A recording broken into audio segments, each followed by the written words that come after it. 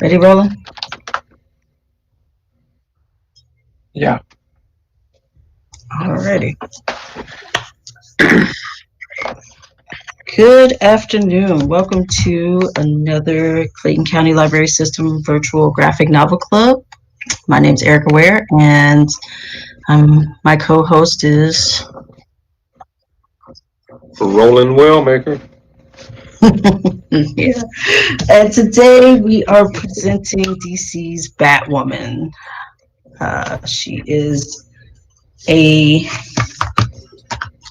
part of the Bat family, so we're going to jump right on in and get started with her story.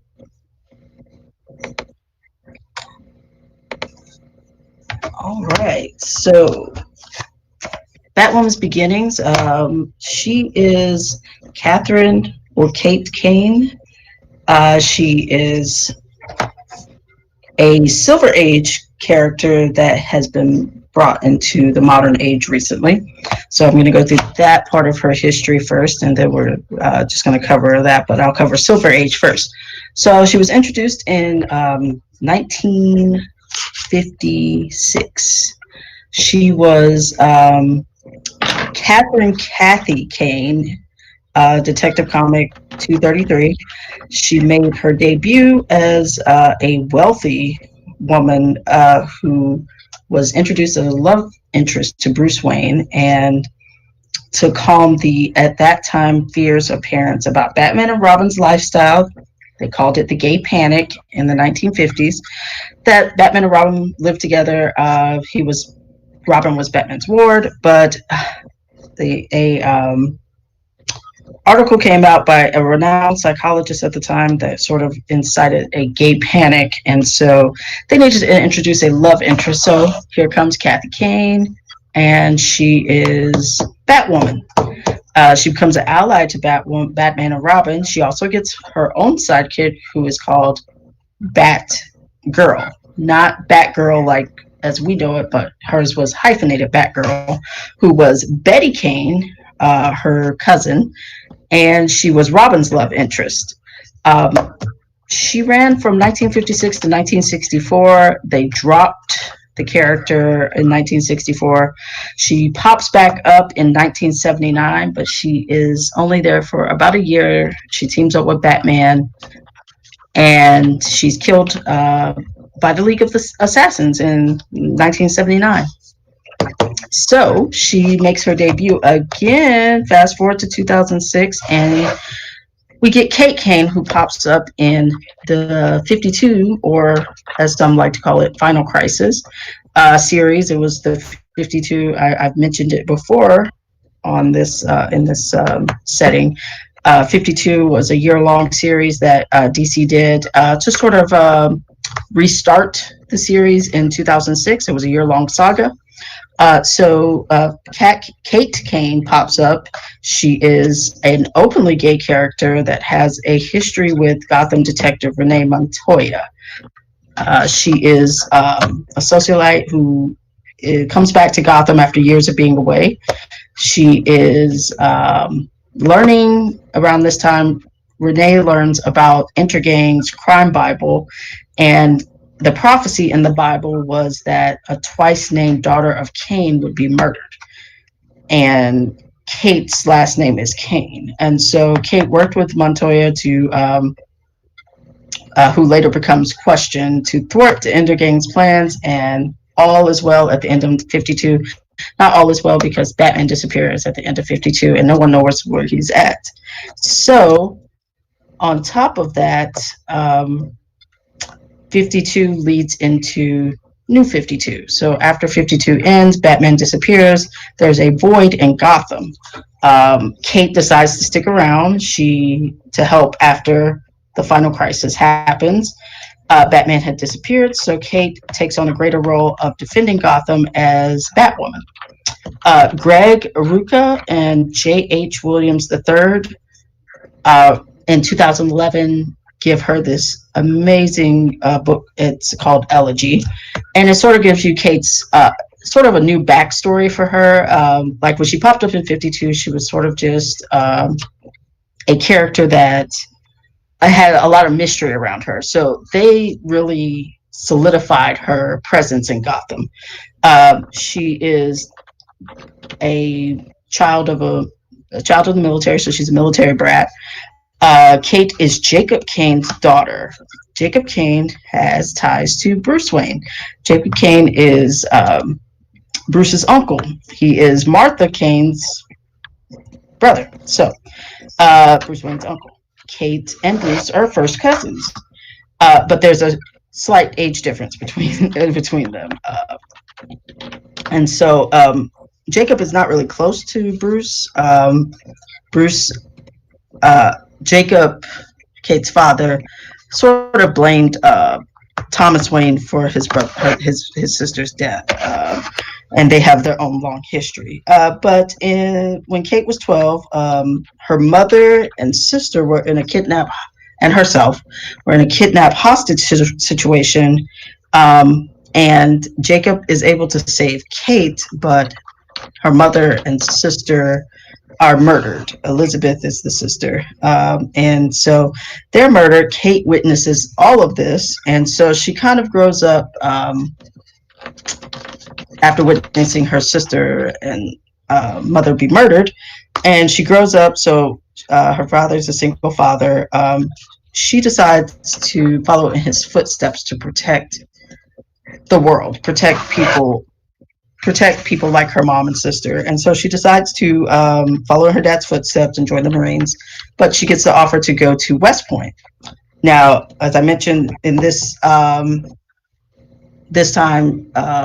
Kate is an openly gay character. So she goes to West Point during a time of Don't Ask, Don't Tell. She's nominated to go to West Point, honestly. That's how you have to get into West Point.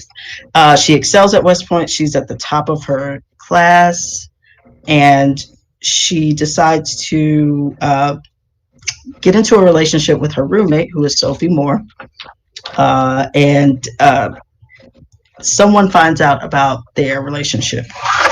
In the process of that, because it's Don't Ask, Don't Tell, when she's confronted about it, Kate does not deny the accusation because she knows that she's gay. And she knows that if she lies, that just is a smudge on her military record because she's supposed to stand for all of these things. And so she doesn't lie. Sophie lies and stays in the military, but she doesn't lie. So she's kicked out of West Point. And that sort of derails her plans and sort of derails her life. So Kate, after that, goes back home. She moves back home with her dad, Jacob.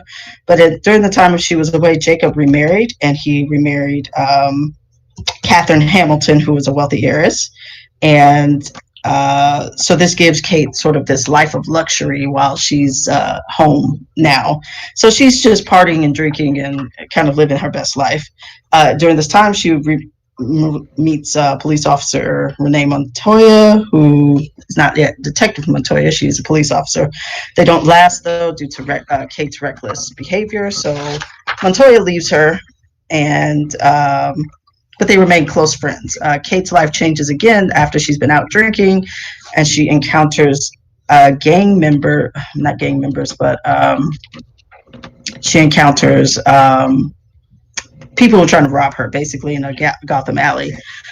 She holds her own, but she's too drunk to fight, and Batman saves her life that night. So she realizes that she can have a purpose again, being a vigilante. And she, with her military training, and she's also a skilled gymnast, she decides to become a vigilante. She travels the world sort of like Bruce did and seeks training in various martial arts and other skills. She returns to Gotham after about 3 or 4 years, and she assumes the secret identity of Batwoman. She makes her suit. As you can see, her suit there, it consists of the black and red. Those are Kate's also Jewish, and so those are the Hebrew colors of war. Her father, who knows that she's a vigilante, created her costume for her, and she fights crime. Who he's sort of like her I guess her ops guy because they he helps her while she's out in the field. So the suit that he built has various different gadgets and things like that, homemade, and he has a homemade command center that he uses to sort of kind of be her other eyes because she doesn't really have any backup. She's not a part of the Bat family. She's just kind of out here being a vigilante. Um, and that final series runs from 2011 Final Crisis to 2016. In the process of that, DC goes through another change, and they decide to have Flashpoint happens. Flashpoint, Barry, the Flash, changes history, which changes the timeline, and it undoes a lot of what happened in the DC past. So in 2017, Kate is the Rebirth series, which is what the current series is of DC's Rebirth. They're about to in 2021. They're about to go into a new series. I do not know the name of it off the bat, but it's going to be a new series, and I don't know what is going to sort of offset this. I don't know what's going to cause them to have a rebirth, I guess, and again. Nothing changed about her past this time. She is still Kate Kane. She has a new team because now she is part of the Bat family. So she has a new team consisting of Clayface, Red Robin, and Spoiler. Spoiler is AKA Stephanie Brown. We'll get to learn a little bit more about her later. But the new series is Marguerite Bennett and James Tennant the Fourth who write this series. So we have a female writer who is heading the series right now. And Kate is thrust into a situation where home is kind of, because of Jacob's disdain for Bruce, she's kind of caught in the middle between her cousin, who knows they know each other's secret identities in this series, and her cousin and her father. And so Kate goes against her father, joining the Bat family, training some of the younger members of the Bat family, and her father decides to launch a secret government ops called the Colony to go against the Bat family, including his daughter. And the rise of the Batman is part of the series, and the fall of the Batman is part of the series. And in the end, in Rebirth, which is still going, still ongoing series, Kate ends up being kicked out of the Bat family because she kills a fellow teammate, Clayface, when he loses control of his powers. And in Kate's eyes, it's the only way to stop him because she kills Clayface. Clayface, when he becomes unstable, because he's made of clay, he can spread and multiply, and so she ends up having to kill him. And Batman, he does not believe in killing, which is very problematic, I feel like, in Gotham, but that's just my opinion. And so she saw no other way. Bruce says killing is never an option, and they part ways. And she goes off on her own again, and she sort of travels the world after this. She is teamed up with Alfred's daughter, Julia Pennyworth, and Julia is British MI6, but she is an undercover agent also. So they're traveling the world, and they're more fighting mafia, intergang, things like that, drug runners, gun runners, things like that. So that's kind of where her story is now. She's more of a sort of world crime fighter, and she is meeting new foes now. She has one that comes from her past, an international arms dealer. And in the series, Julie and Kate do part ways, but Kate heads back to Gotham with a new purpose. So she kind of is reinvigorated to be that vigilante that she started out to be in the beginning. So, and she also hooks back up with Renee in this series. So her and Renee Montoya are an item again. Doing the wrong one.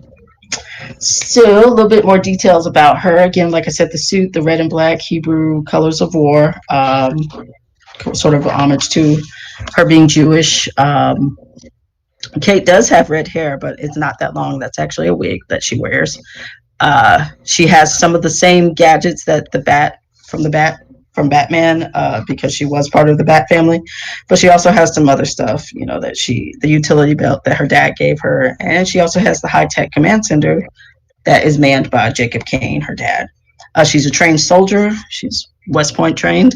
That suit that he created for her is a protective suit that he designed him. Jacob Kane designed himself. She's also a gymnast, so kind of sort of in that whole Bat family thing where Robin's a gym. Robin was part of the circus. Bruce is a gymnast also, martial arts. They have that same background and training. No superpowers, so more to speak. Just they are vigilantes.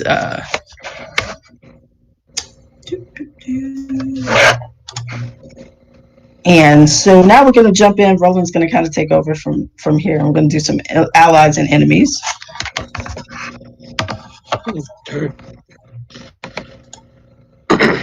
All right. So one of the first and foremost allies of Batwoman is Batman, aka Bruce Wayne, who, as Erica said before, is actually her cousin.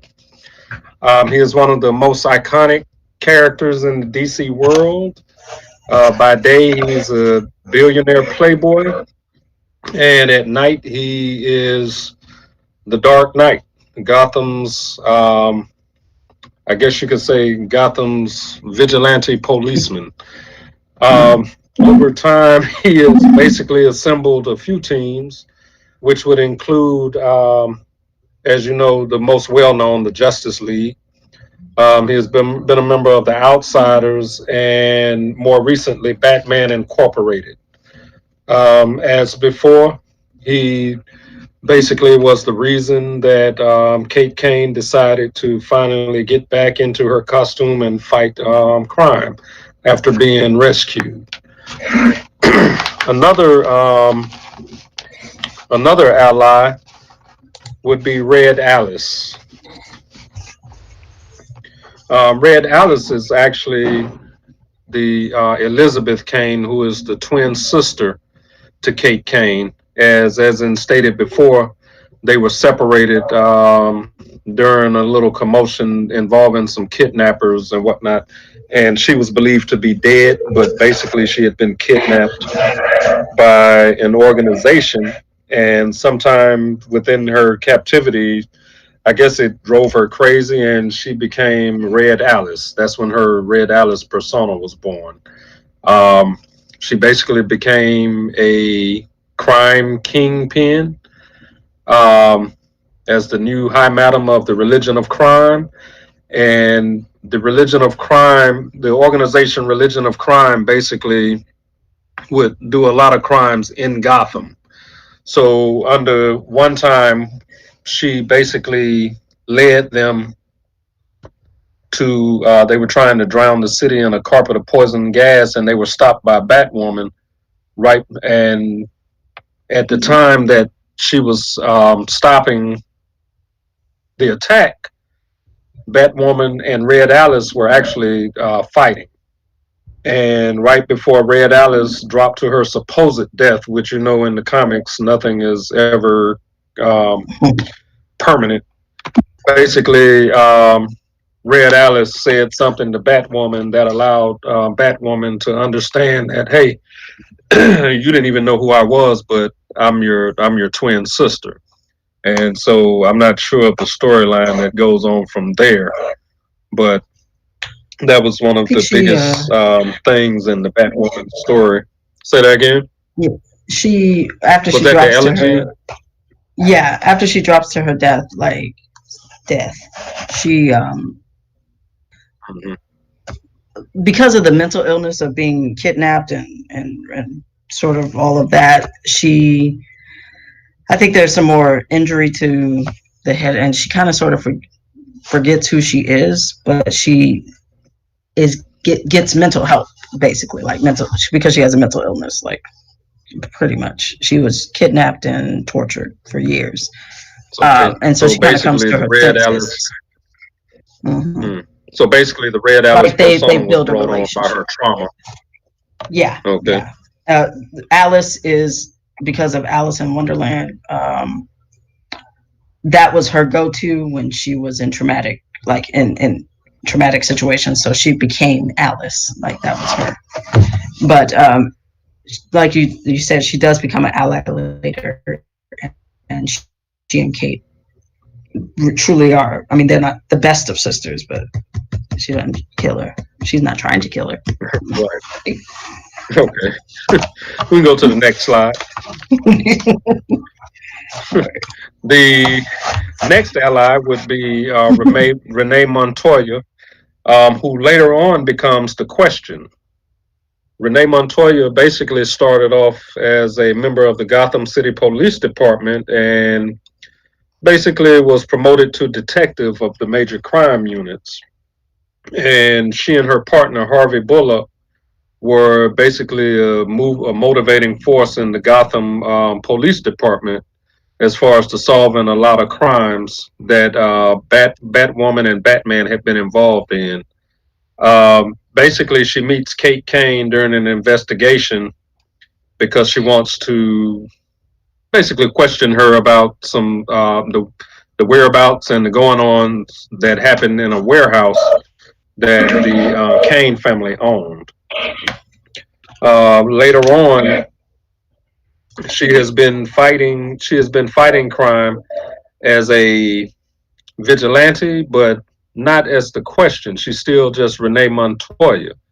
The Question basically gets sick after a while and lets her know that, hey, I've been training you to actually take my place.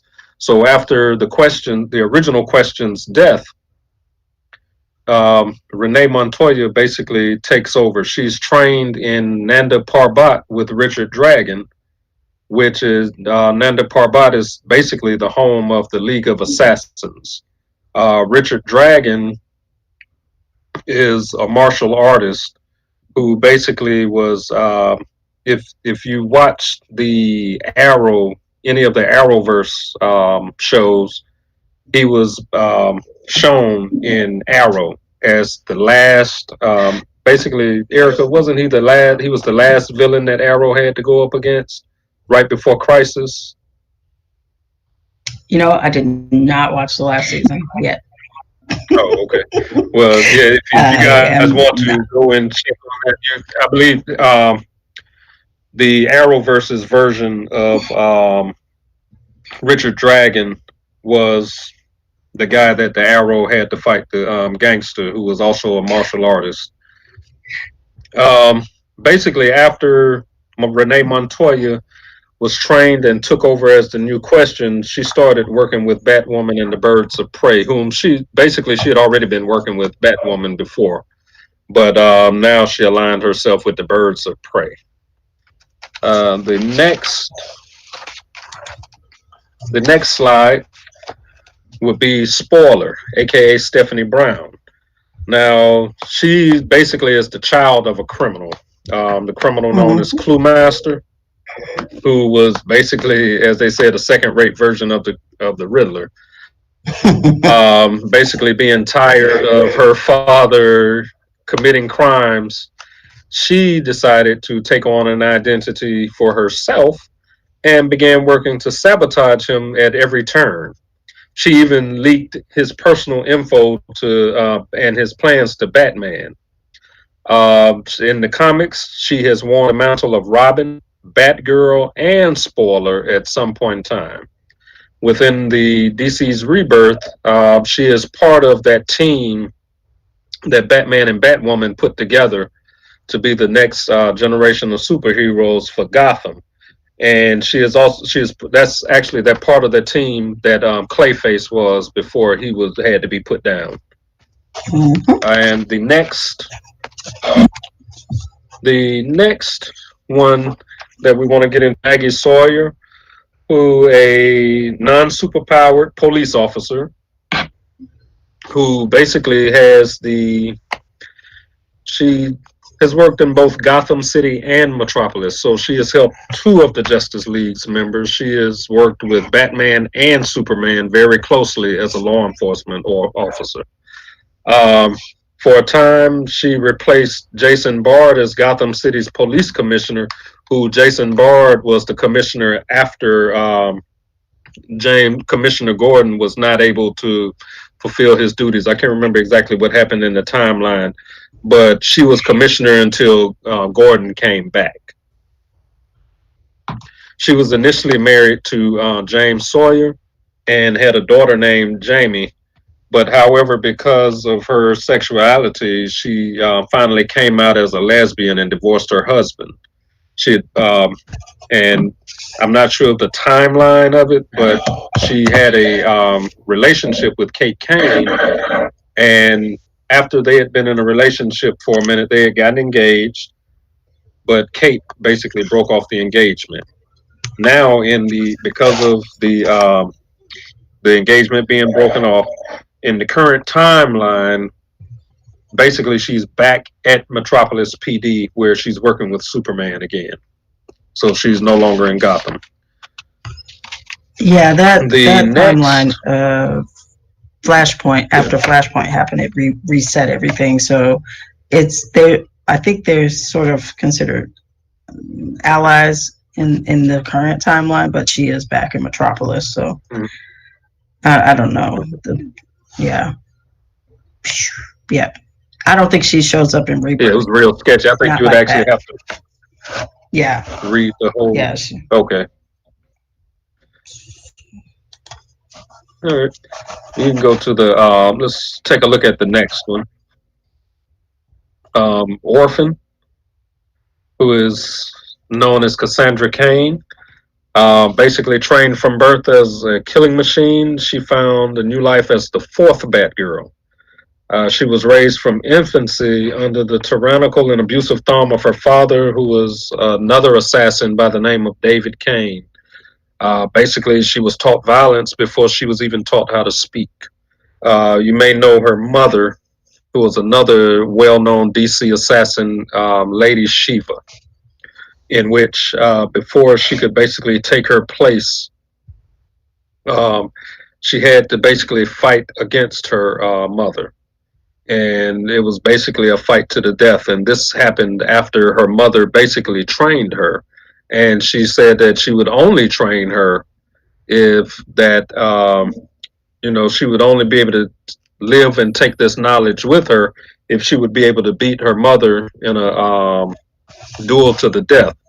So basically, what ended up happening is her being a person of good heart, when she battled her mother and spared her at the end of the fight. So while she was supposed to kill her mother outright, she got right before she was supposed to do it. She had a change of heart and saved her, and so now her mother basically have a long going feud because of this. I guess her mother was saw it as basically being an honor to pass the Yeah, torch this way. yeah.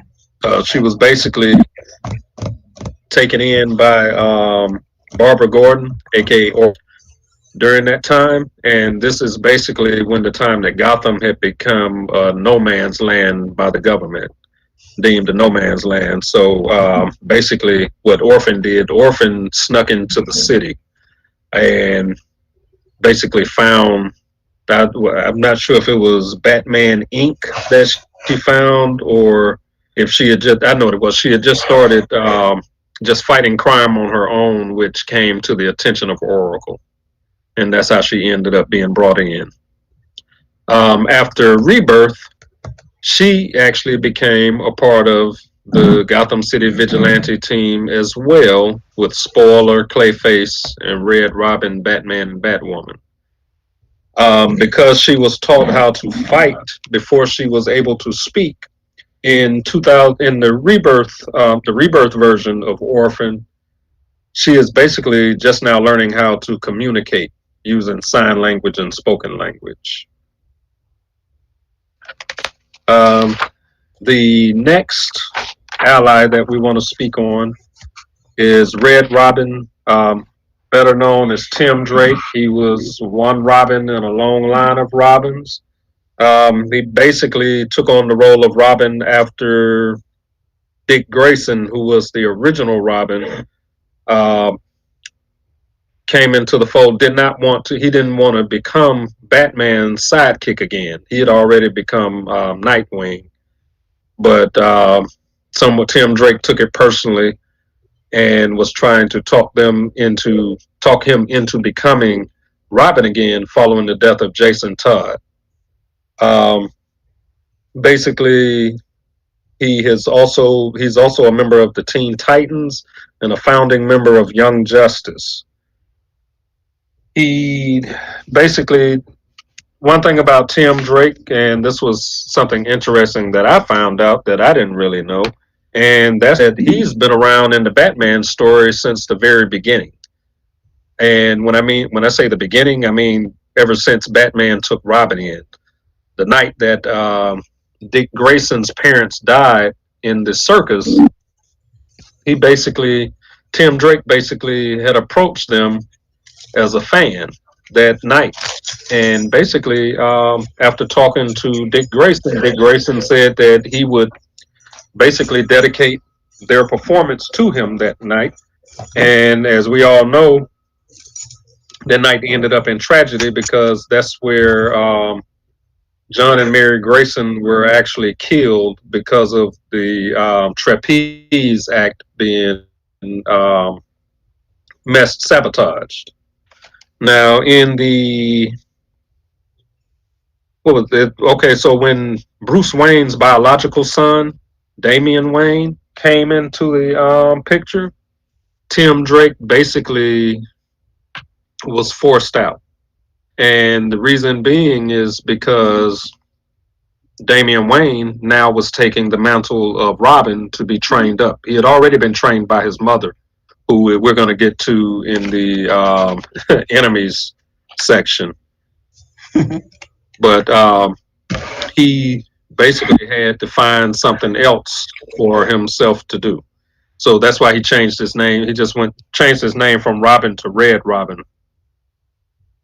Um, he himself, as well, after the DC Universe rebirth, also came to Gotham to work with Kate Kane.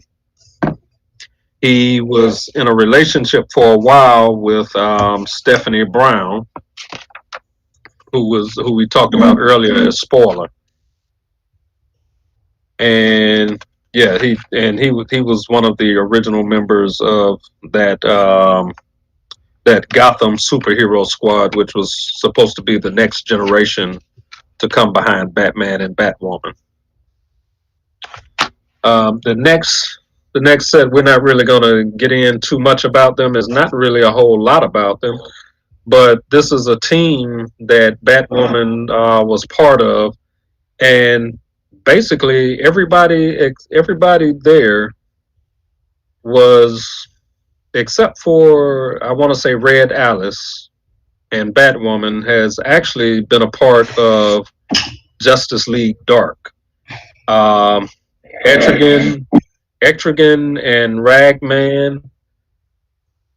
Clayface was of course, Clayface started off as a criminal. I'm not sure if they redid his storyline after the Rebirth series, but they No, they came didn't. together to battle the immortal sorceress Morgan Le Fay. Huh? They did not redo him. He was a criminal and a reformed criminal.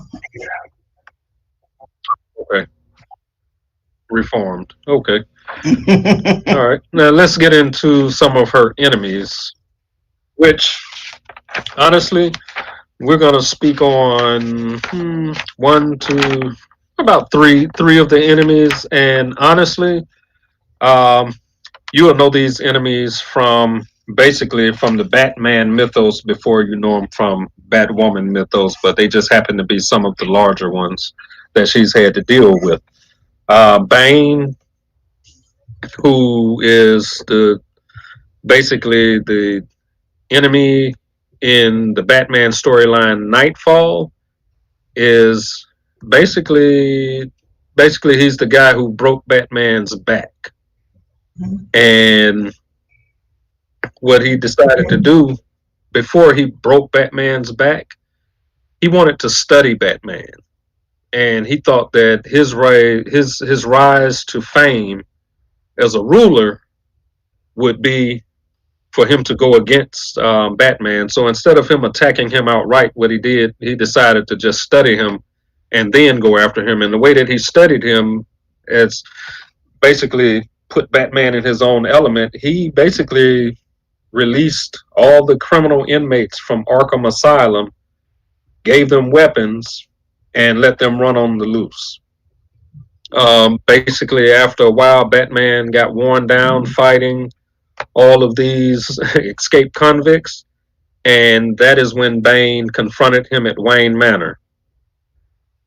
Basically, Bane overpowered him and broke his back. Um, so that's pretty much what he's famous for.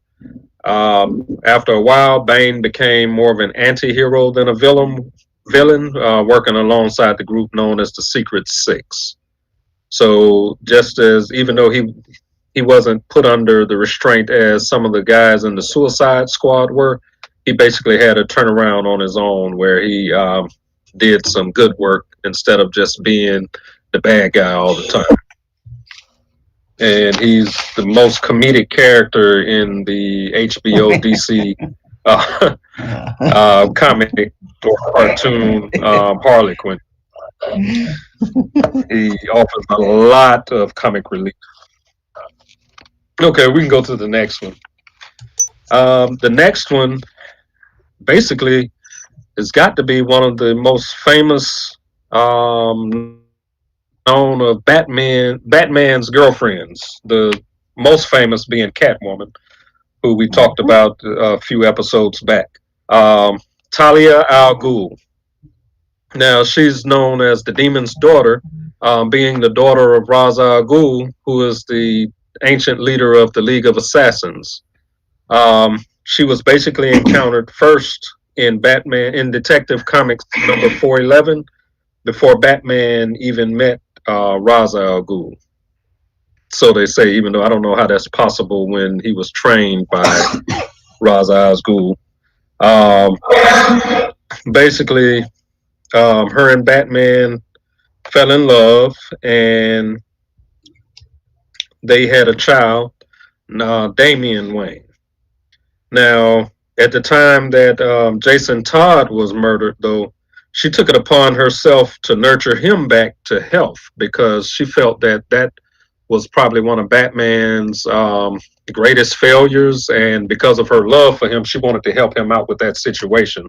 So she basically whisked Jason Todd's body back off to Nanda Parbat and utilizing one of the Lazarus pits, brought him back to life and basically nurtured him back to physical and mental health.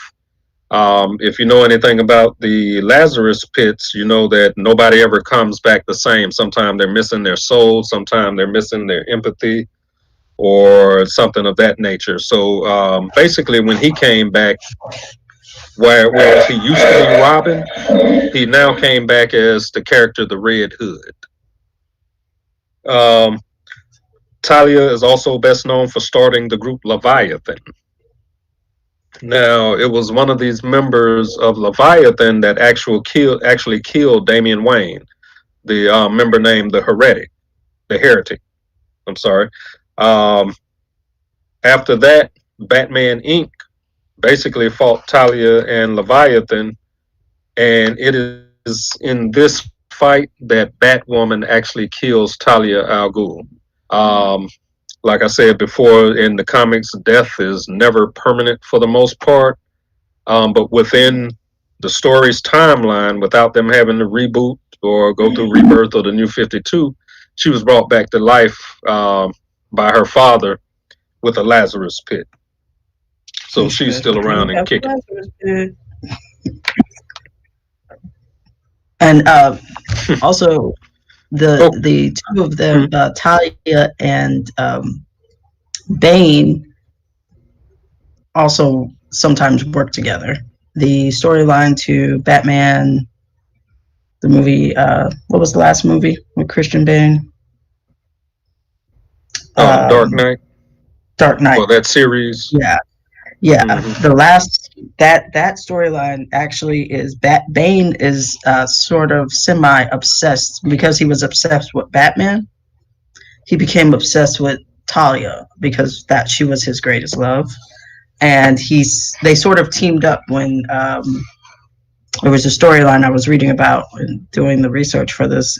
They teamed up a little while to go against Batman, and he sort of fell in love with Talia, but Talia doesn't love anybody but technically himself and Batman. So he sort of worshipped her, and he became her do boy for a little while.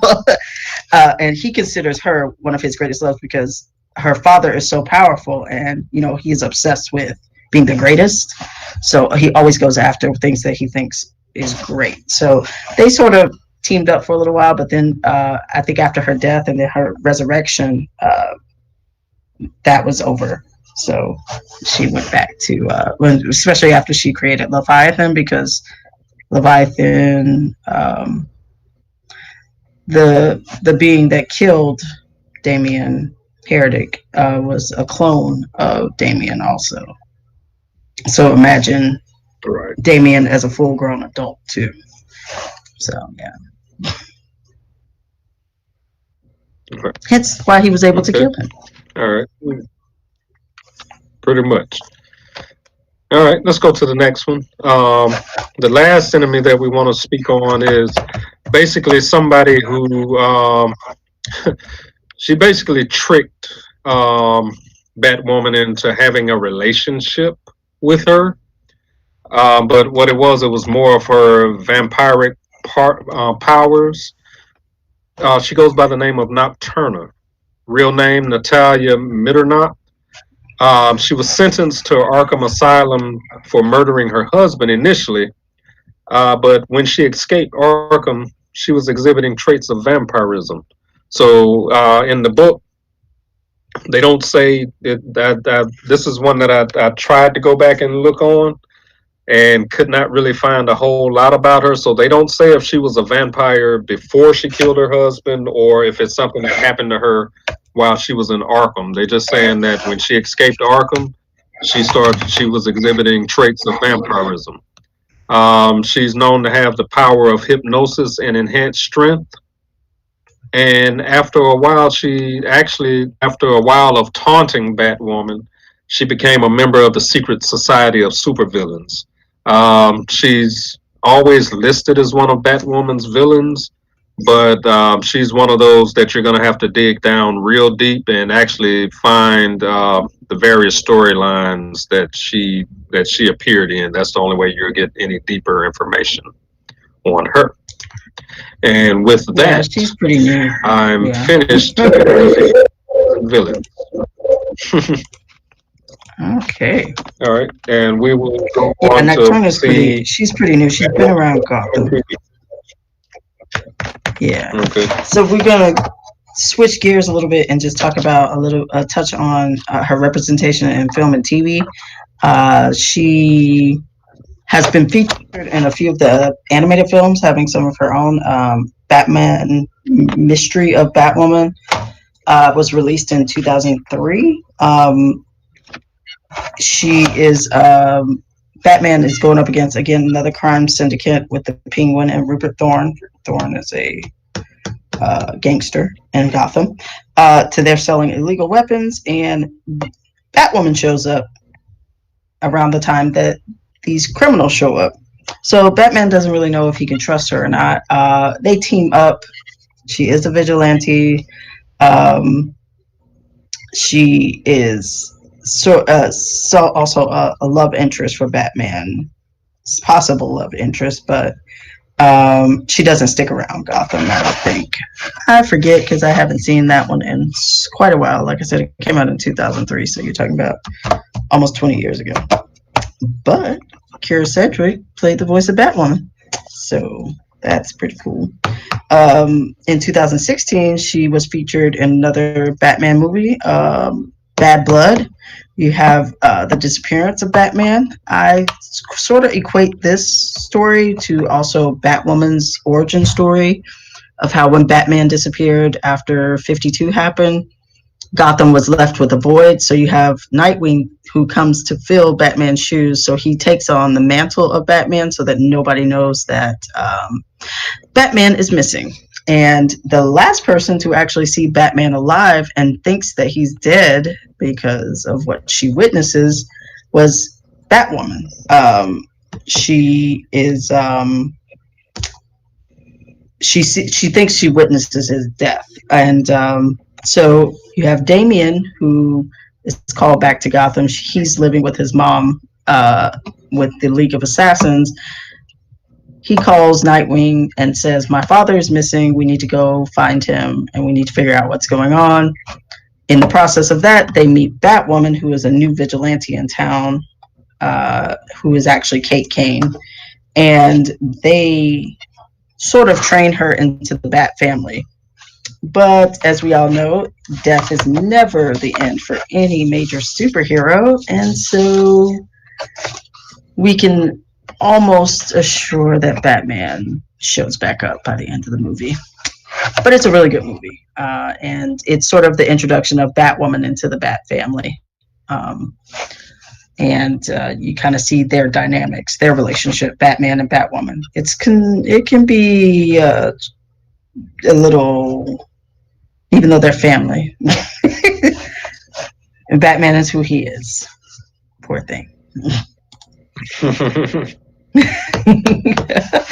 And then we have Batwoman, who is on the CW show. Again, as I mentioned earlier, Batwoman was one of the.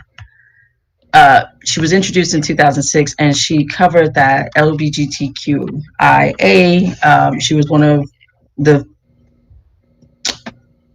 I'm not going to say she was one of the first characters, but she was one of the most prominent characters, especially in the Bat family.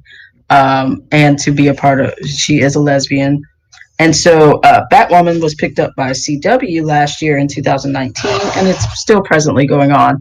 We have here Ruby Rose, who starred as Kate Kane, who came back to Gotham after some years of being away, after her former love interest, Sophie Moore, is kidnapped, and she decides to stay in Gotham to take care of some issues because guess who's disappeared again?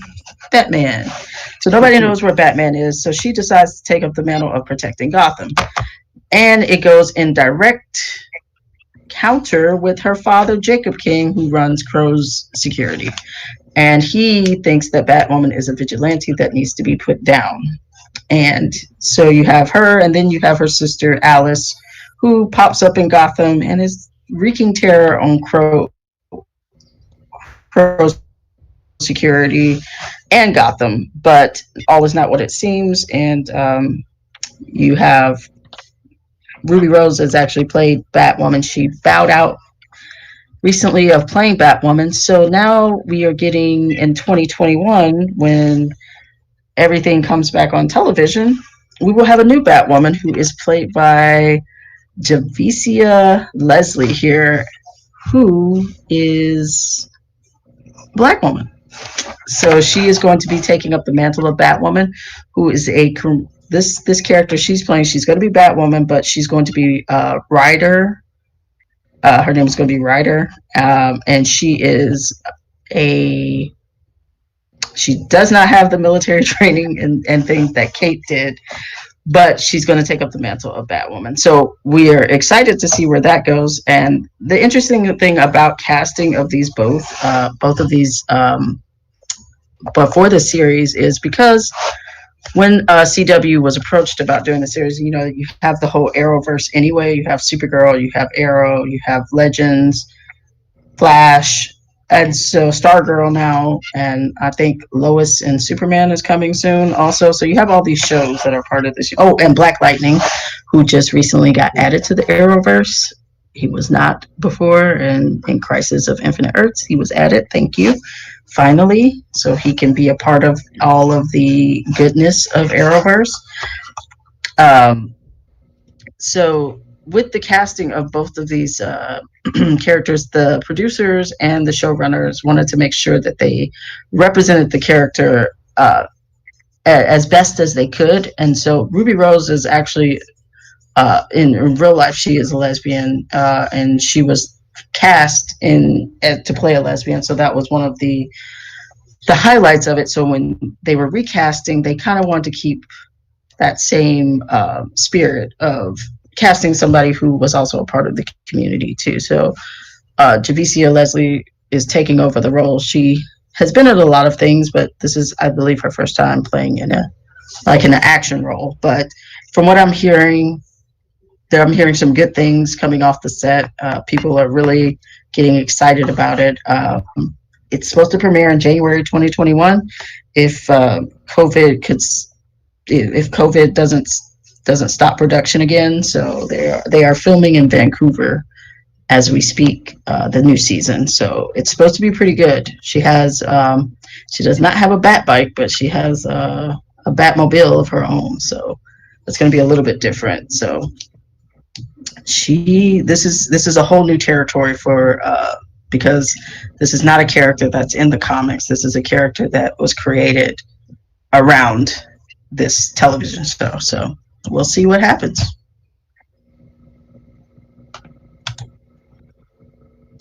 And that's all we have for as far as history and stuff of Batwoman. Um, Roland, did anybody have a graphic novel that they want to share? You know what? I did not read a graphic novel per se, but I Mm-hmm. started in the middle of a storyline that we were discussing earlier, Mm-hmm. and and I'm not sure. I'm looking for it now because I want to tell you the title of it because I did not remember the title right off. But the synopsis was where I started working, and you could probably tell me the name of the series itself. Batwoman is, I guess, working with the DEO, and they had just Mm-hmm. captured Killer Croc, Yeah, and that was they the were they were basically trying to get Killer Croc and everything, and he was whisked away by an otherworldly being. But this being was telling him, and it basically almost kind of went into Killer Croc's origin story for a second. But she was basically telling him that he was descended from the ancient gods of Egypt.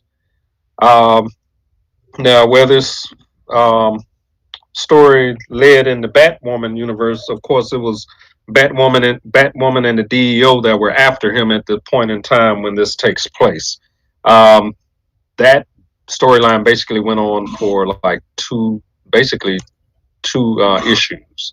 So I haven't even touched what's going to happen after that. You know, they're still talking about basically Killer Croc's background and the reason why he's being chosen. I don't know what he's being chosen for yet, Erica. I think you basically told me what the story was going to be, but I don't want to give it away because I don't want to say it wrong. Mm-hmm. So, Yeah, the children are being, yeah, the skinwalkers and the children being kidnapped. It's a really good story. I definitely recommend it. yeah, still trying to find the title, and I'll come back and let you guys know what the title of it is when I get to it. Okay.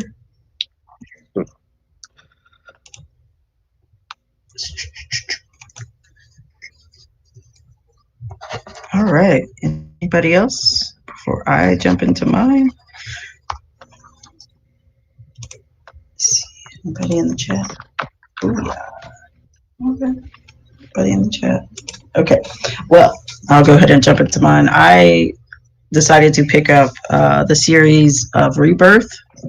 Rebirth started in 2017. So when DC did Rebirth, they gave Batwoman her own series again.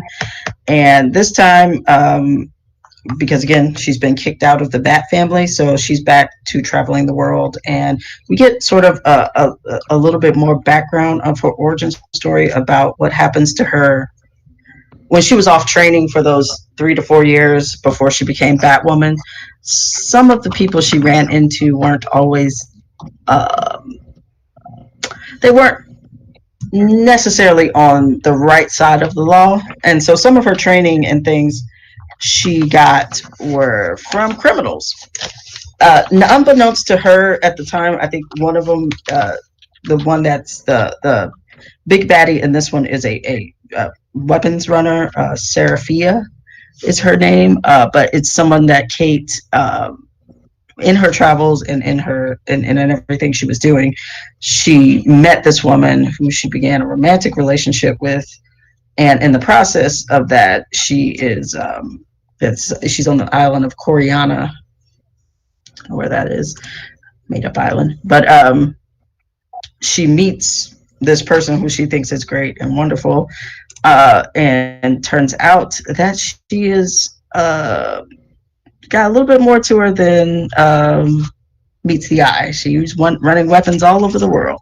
So that's the beginning of the series, and she fast forwards to present time, and she is meeting up with the monster Venom, and who's come up against her. And in the process of that, it is bringing that past back full circle. So Seraphia comes back into the picture. And so Kate has to battle one of her greatest enemies, but also her past comes to sort of haunt her. And it also connects to her mom's death. Like, you just get a little bit more detail of what really happened all those years ago when her and her family were kidnapped, and her dad saved her, but he was only able to save her. You get kind of a little bit of backstory into that. And so it's about, in this series of the Rebirth series, she only has about 19 books put together. So and like I said, this is to present. So the series is still ongoing until 2021, when DC is about to do something else with they're doing something else. I don't know. I'm gonna have to look more into that. But yeah, but also in the series, she's brought back up with Renee. Renee's back in the picture. So she and Renee are trying to find their own footing in her personal life, outside of being a crime fighter. And Renee knows that she's Batwoman, so it's not like that's a surprise.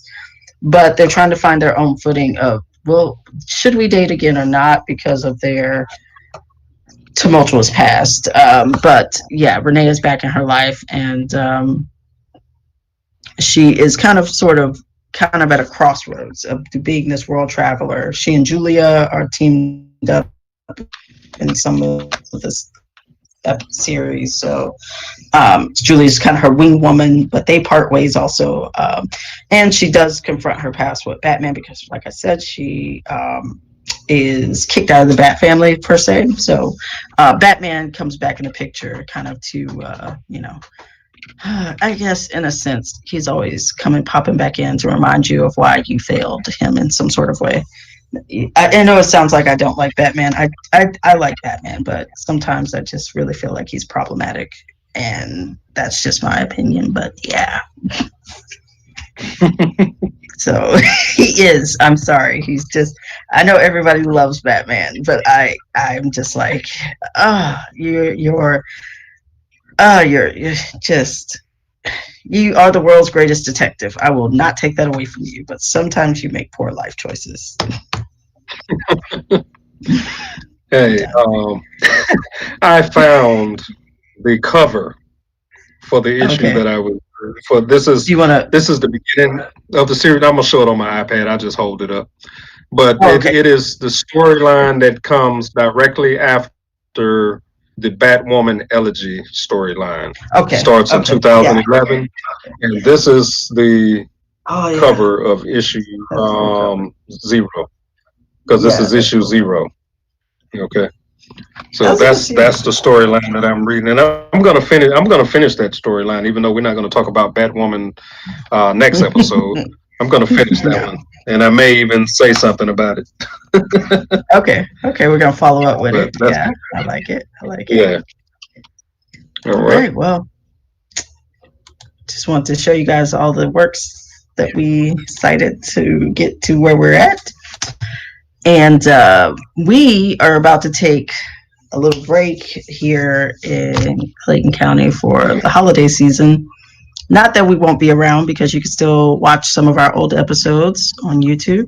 If you want to, if you missed something and you want to watch it, you can do that. But we're going to be back in January to bi-weekly new material. So again, continue to reach out to us. ClaytonPL.org is pretty much where you can find all the information on what's going on at the library, what our hours are, how do I place a book on hold, how do I pick up anything. You can follow us on social media. That's Facebook, Twitter, Instagram. Yeah, we are on TikTok also, so you can look us up there too. So we have a few TikToks out there.